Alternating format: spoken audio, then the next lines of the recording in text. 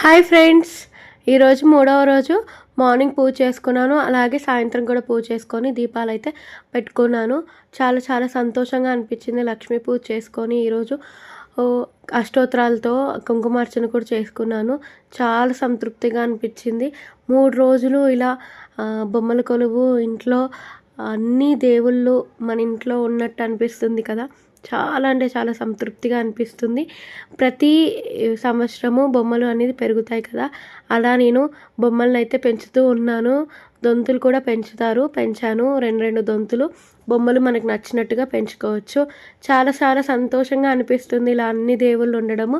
ఈసారి ప్రత్యేకంగా వైజాగ్ వెళ్ళినందుకు అష్టలక్ష్ములు దశావతారాలు తీసుకోవడం చాలా సంతోషంగా అనిపించింది. ఆ వీడియో నేను ఎక్కడ తీసుకున్నాను ఏంటి అనేది డీటెయిలింగ్గా మీకు పెడతాను. చాలా సంతోషంగా ఈరోజైతే పూర్తి చేసుకున్నాను.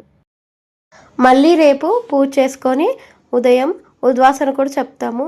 ఉద్వాసన చెప్పిన తర్వాత దీపాలు కొండెక్కిన తర్వాత దేవుళ్ళని అయితే కదుపుతాను.